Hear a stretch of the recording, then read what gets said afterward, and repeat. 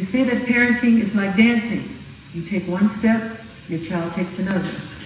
I have discovered that getting parents to rededicate themselves to their children is only half the story.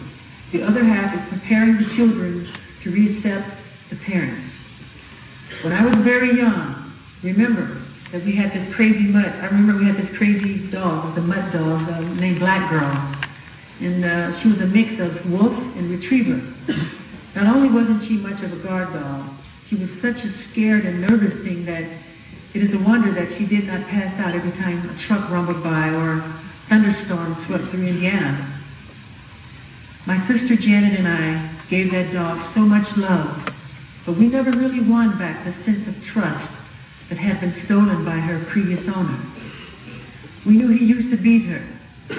We didn't know with what, but whatever it was enough to suck the spirit right out of that dog.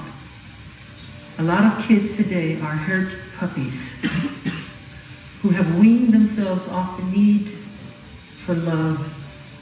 They couldn't care less about their parents. Left to their own devices, they cherish their independence. They have moved on in life and have left their parents behind. Then there are the far worse cases of children who harbor animosity and resentment toward their parents, so that any overture that their parents might undertake would be thrown forcefully back in their face. Tonight, I don't want any of us to make this mistake. That's why I'm calling upon all the world's children, beginning with all of us here tonight, to forgive our parents. If we felt neglected, forgive. Forgive them and teach them how to love again. You probably weren't surprised to hear that I did not have an idyllic childhood. The strain and tension that exists in my relationship with my own father is well documented. My father is a tough man, and he pushed my brothers and me hard, really hard. From the earliest age to the best, he wanted us to be the best performers we could possibly be. He had great difficulty showing affection. He never really told me he loved me, and he never really complimented me either. If I did a great show, he would tell me it was a good show. If I did an okay show,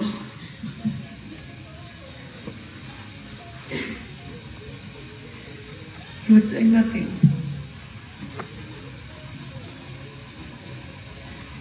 He seemed intent, above all else. I need tissue, I'm sorry. He seemed intent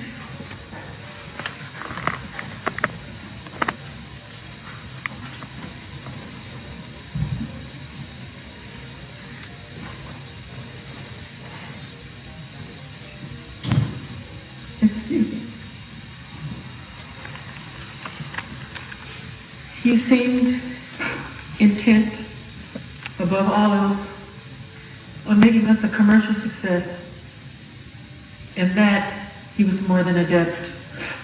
My father was a managerial genius, and my brothers and I owe our professional success in no small measure to the forceful way that he pushed us.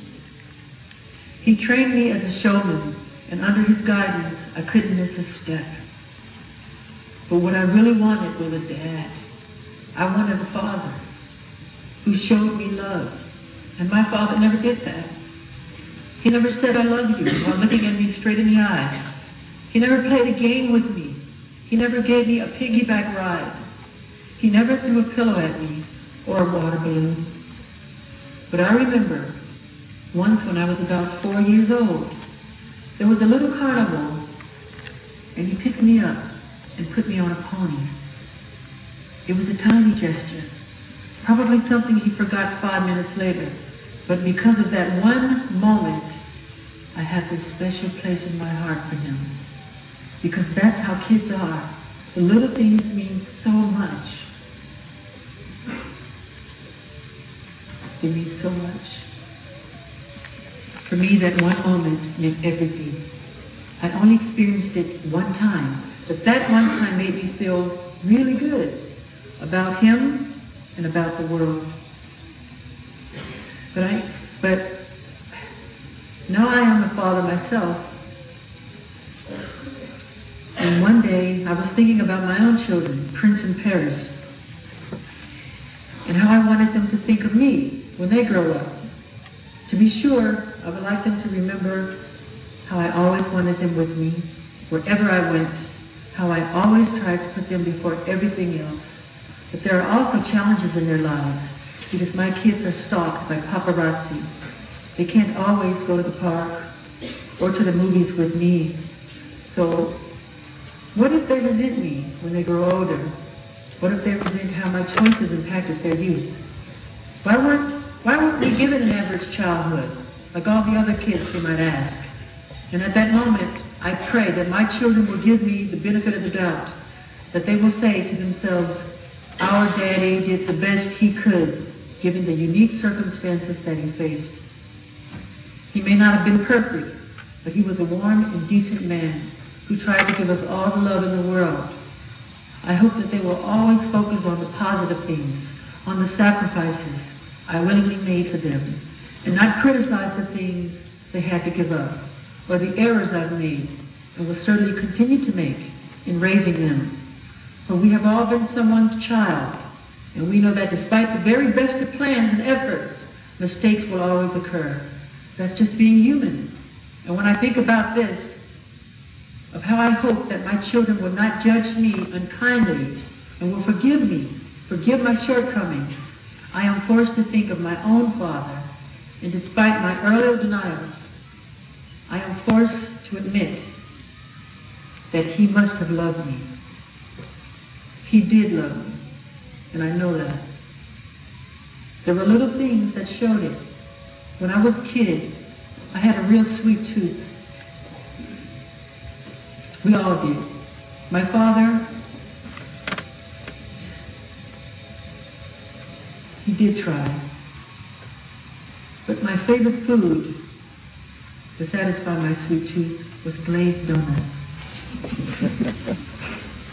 And my father knew that. So every few weeks, I would come downstairs in the morning, and there on the kitchen counter was a bag of glazed donuts. No note, no explanation, just the donuts. It was like Santa Claus. Sometimes I would think about staying up late at night so I could see him leave them there. But just like with Santa Claus, I didn't want to ruin the magic for fear that he would never do it again. My father had to leave them secretly at night so as no one might catch him with his guard down. He was scared of human emotion.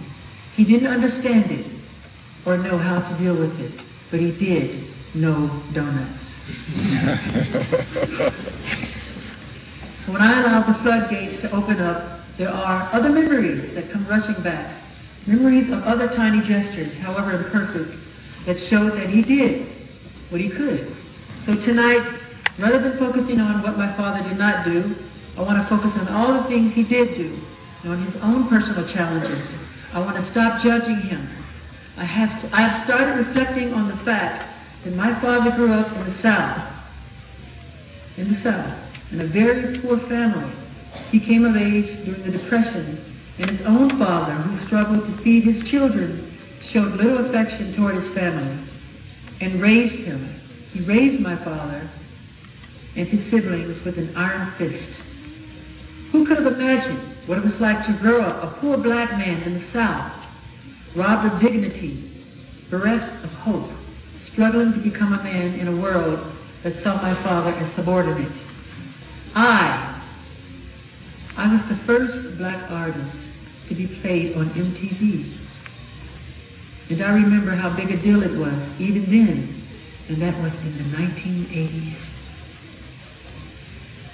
My father moved to Indiana and had a large family of his own, working long hours in the steel mills, work that kills the lungs and humbles the spirit, all to support his family.